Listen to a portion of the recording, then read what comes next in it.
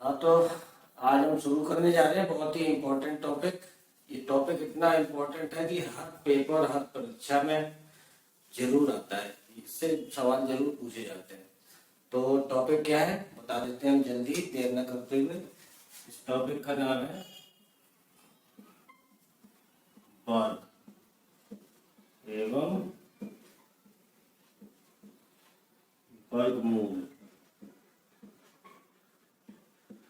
इस टॉपिक को आज हम लेके चलते हैं वर्ग एवं वर्गमूल।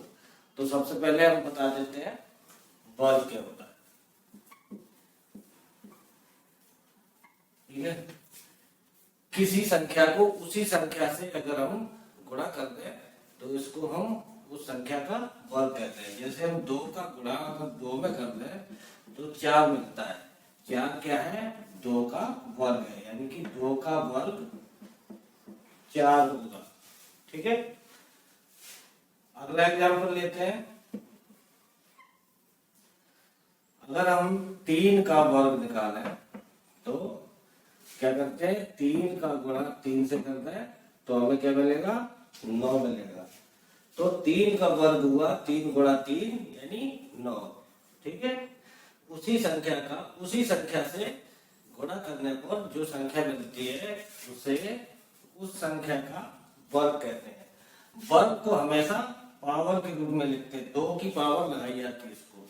ठीक है, तो वर्ग को हमेशा पावर के रूप में लिखते हैं। हम निकालते हैं 4 का वर्ग, तो 4 का वर्ग क्या होगा? 4 गुणा 4 यानी कि 16। ये हमारा 4 का वर्ग हुआ। ठीक है, तो वर्ग इसे कहते हैं।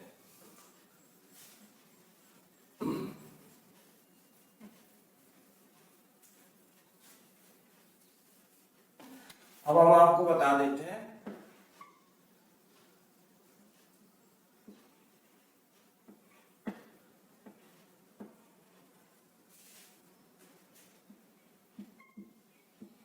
पूर्ण वर्ग संख्याएं।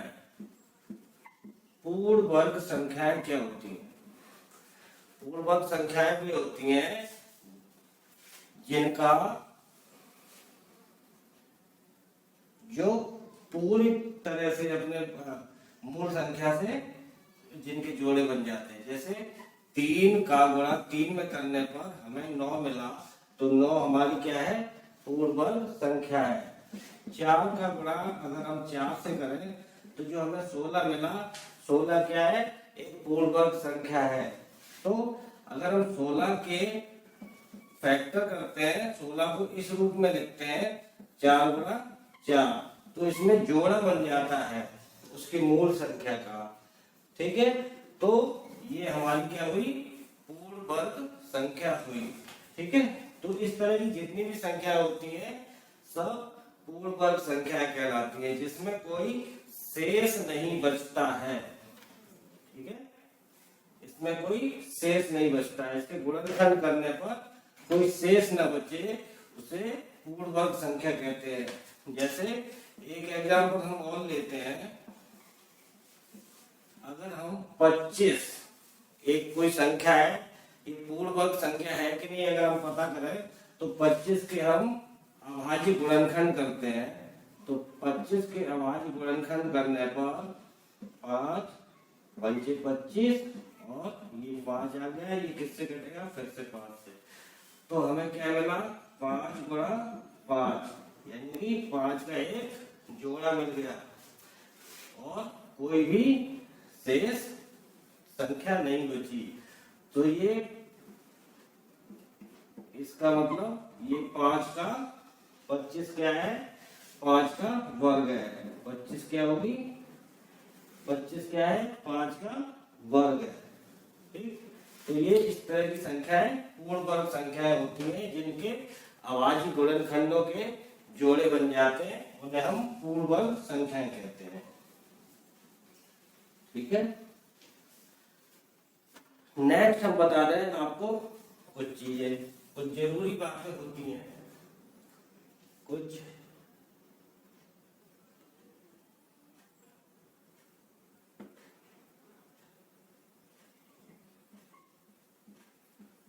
जरूरी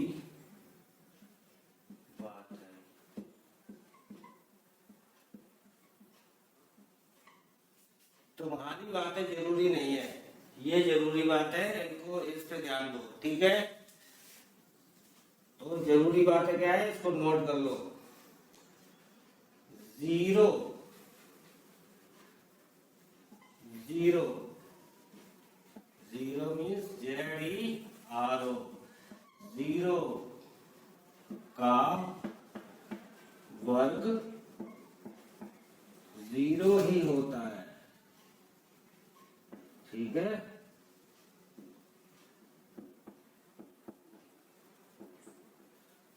ठीक है, दूसरी बात, 1 का वर्ग 1 होता है, ठीक है। ऐसा नहीं कि 1 का वर्ग 1 गुणा 1 का बराबर 2 हो जाता है, ऐसा थोड़ा होता है। 1 का वर्ग हमेशा 1 ही होता है, ठीक है। और तीसरी जरूरी बात, सम संख्या का वर्ग बराबर सम संख्या का वर्ग एक सम संख्या ही होती है। चौथा,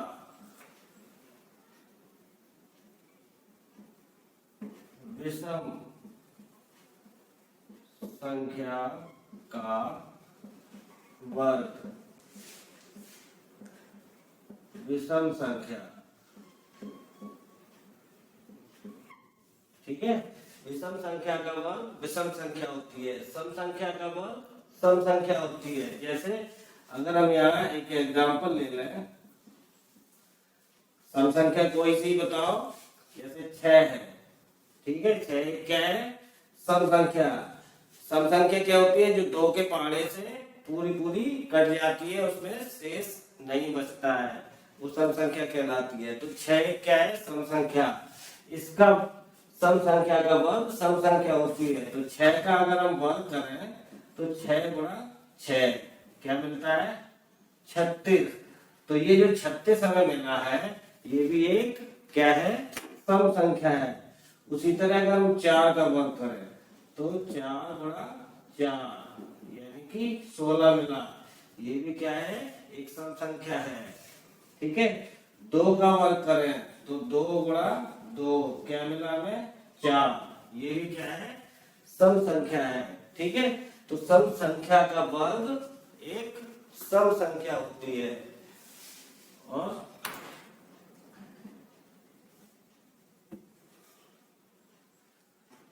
विषम संख्या का वर्ग विषम संख्या होती है। इसका एग्जांपल देख लो, विषम संख्या का वर्ग विषम संख्या। 3 क्या है, एक विषम संख्या है, जो 2 के पहाड़े से पूरी पूरी कटती नहीं है, और रिमाइंडर यानी कि शेष 1 हमेशा बचता है। तो ऐसी संख्या क्या कहलाती है, विषम संख्या, ठीक है।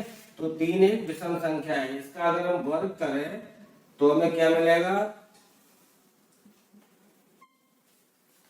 विषम संख्या का वर्ग करने पर हमें विषम संख्या प्राप्त होती है। 9 क्या है, विषम संख्या है। उसी तरह अगर हम 5 ले लें, 5 का अगर हम वर्ग करें तो 5 गुणा 5, 5 का वर्ग करने पर हमें क्या मिला, 25। 25 भी क्या है, एक विषम संख्या हुई, ठीक है। तो इस तरह समझ लो, विषम संख्या का वर्ग विषम संख्या होती है, सम संख्या का वर्ग सम संख्या होती है।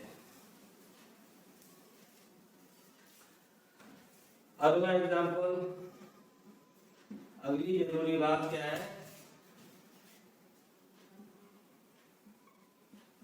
धनात्मक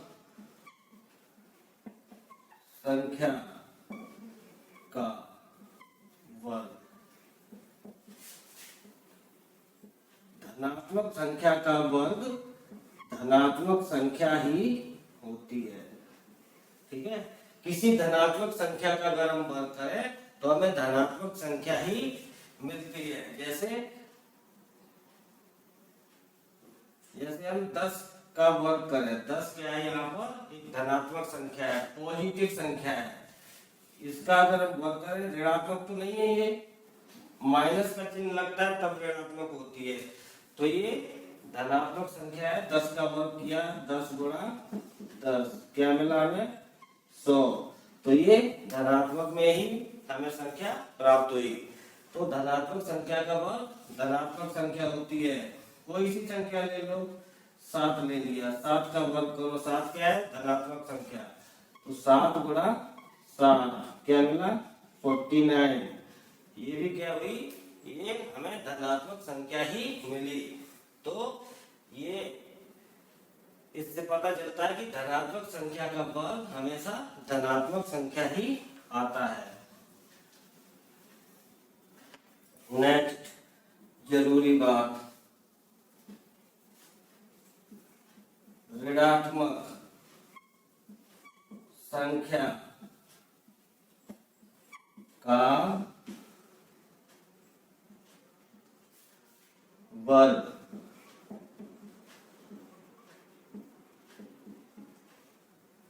तुम बताओ, ऋणात्मक संख्या का वर्ग क्या आएगा? धनात्मक आएगा या ऋणात्मक आएगा? कमेंट करके जरूर बताना, ठीक है।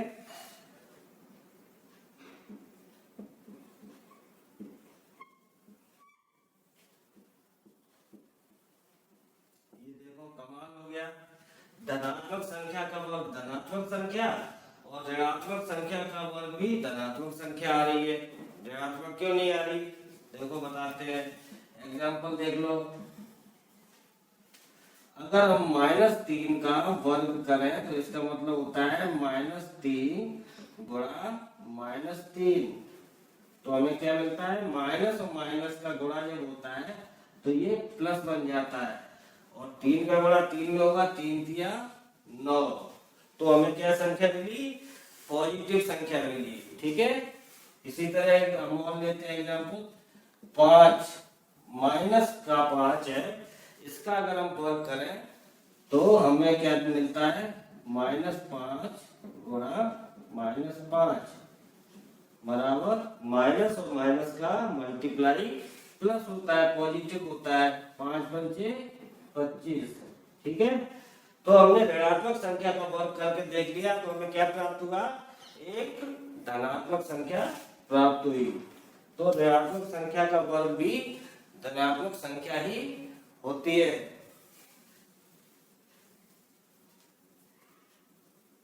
ठीक है,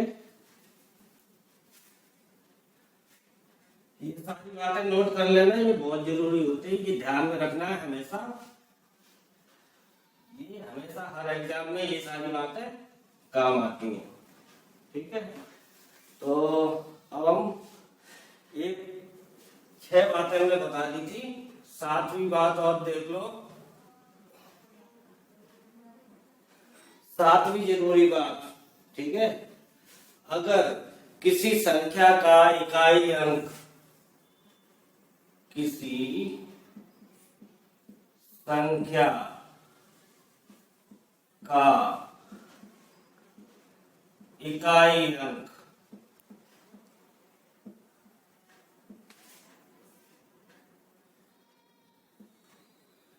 और किसी संख्या का इकाई अंक और उसके बाद बनने वाली पूर्ण वर्ग संख्या का इकाई अंक, ठीक है। ये देखो, ये बहुत ही जरूरी बात है, ऐसे बता रहे हैं। अगर किसी संख्या का इकाई अंक 1 हो, क्या हो? 1 हो, तो उससे बनने वाली पूर्ण वर्ग संख्या जो बनेगी उसका भी इकाई अंक क्या होगा? 1 होगा, ठीक है। तो किसी संख्या के इकाई अंक में अगर 1 है तो उससे बनने वाली पूर्ण वर्ग संख्या जो बनेगी उसका भी इकाई अंक 1 ही होगा, ठीक है। अगर किसी संख्या का इकाई अंक 2 है, ठीक है, तो उससे बनने वाली पूर्ण वर्ग संख्या का इकाई अंक 4 होगा। ठीक है, इसी तरह देख लो, अगर 3 है तो इसका इकाई अंक 9 होगा। ठीक है, और अगर 4 है तो इकाई अंक 6 होगा। ठीक है, और अगर 5 है तो बनने वाली पूर्ण संख्या का इकाई अंक वो भी 5 ही होगा। ठीक है, अगर इकाई अंक पे किसी संख्या के इकाई अंक पे 6 है, अगर ये कहा जाए कि इसका वर्ग करो, ठीक है, तो अगर इकाई अंक में 6 है, उसका वर्ग करने पर जो संख्या प्राप्त होगी उसके इकाई अंक में 6 ही मिलेगा। अगर इकाई अंक 7 है तो उसके वर्ग को करने पर हमें 9 मिलेगा। ठीक है, और अगर इकाई अंक 8 है तो उसका वर्ग करने पर हमें इकाई अंक में 4 मिलेगा। और अगर इकाई अंक में 9 है तो उसका वर्ग करने पर हमें इकाई अंक में 1 मिलेगा। ठीक है, तो इस तरह से देख लो कि अगर किसी संख्या के इकाई अंक में ये अंक है तो हमें पूर्ण वर्ग बनने वाली संख्या में ये अंक मिलेंगे। ठीक है, अब इसमें ये आप देख लो कि इसमें कौन कौन से अंक पूर्ण वर्ग संख्या जो बन रही है उसमें कौन कौन से अंक इकाई अंक में नहीं आ रहे। देखो, 1 आ रहा है, ठीक है, 1 आ रहा है, ठीक है, 2 आ रहा है, कहीं इसमें क्या नहीं आ रहा है, 2 नहीं आ रहा है। ठीक है, 2 के बाद ये देखो 3 आ रहा है, कहीं 3 आ रहा है, नहीं आ रहा है, 3 नहीं आ रहा है, 4 आ रहा है, और क्या आ रहा है, 5 आ रहा है, फिर 6 आ रहा है, 7 आ रहा है, कहीं देखो तो नजर आ रहा है, कहीं पूर्ण वर्ग संख्या जो होती है उसमें कहीं 7 नजर आ रहा है, जो 7 है, 7 नजर नहीं आ रहा है। ठीक है, और क्या नजर नहीं आ रहा है, कहीं 8 है, 6 तो नजर आ रहा है, ठीक है, और 4 भी नजर आ रहा है, 2 बार। ठीक है, एक बार ये 4, एक बार ये 4, ये एक कहीं 7 नजर नहीं आ रहा है, और 8 भी नजर नहीं आ रहा है। ठीक है, 9 नजर आ रहा है। ठीक, तो इसका मतलब क्या है कि कोई भी पूर्ण वर्ग संख्या जो होती है, ठीक है, अगर पूर्ण वर्ग संख्या है तो क्या होगा, समझ लो, बहुत गहरी बात है। ये है हमारी 8वीं बात। ये कौन सी है, 8वें नंबर की बात।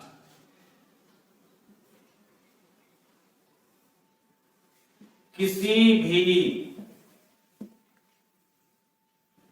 पूर्ण वर्ग संख्या का इकाई अंक 2,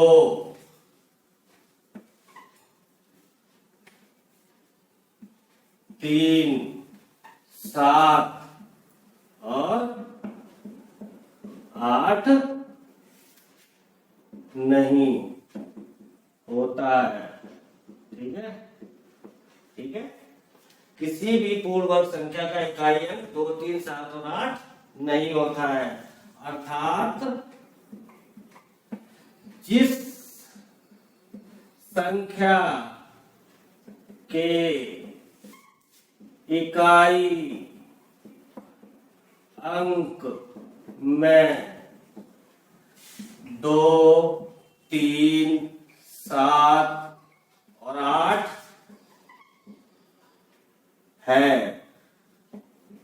तो वह संख्या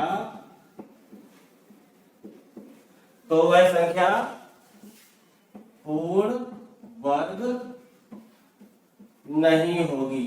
ठीक है, अगर किसी भी संख्या के इकाई अंक पे ये पूछा जाए कि ये कोई संख्या दे दी जाए, जैसे संख्या दे दी, संख्या एक दे दी, मान लो 2 3 4 7, ठीक है, एक संख्या ये दे दी 2 3 4 7। तो अगर कोई ये पूछे सवाल में बताओ ये संख्या पूर्णांक संख्या है या नहीं है, 2347 की पूर्णांक संख्या है कि नहीं है, तो अगर इसके इकाई अंक में 7 आया है तो ये संख्या पूर्णांक, ये देखो, तो ये संख्या पूर्णांक संख्या नहीं है, सीधे कह दो ये पूर्णांक संख्या नहीं है। ऐसे इस संख्या को हम पहचानेंगे। अगर यही इकाई अंक पे अगर 3 हो तब भी ये पूर्णांक संख्या नहीं होगी। अगर यहीं पर अगर 2 हो इकाई अंक में तो भी ये संख्या पूर्णांक संख्या नहीं होगी। और इसी की जगह पर अगर 8 हो तो भी ये संख्या पूर्णांक संख्या नहीं होगी। ठीक है, तो आज का टॉपिक ये बहुत ही इंपॉर्टेंट टॉपिक था। इसमें कुछ हमने जरूरी बातों का आपको बताया। ये 8 जरूरी बातें इस चैप्टर के लिए, इस टॉपिक के लिए बहुत ही इंपॉर्टेंट है। ये बातें ध्यान में रखना बहुत जरूरी है, क्योंकि इन बातों को हम अगर ध्यान में रखेंगे तो ही हम किसी भी परीक्षा में वर्ग और वर्गमूल चैप्टर से आने वाले सवालों को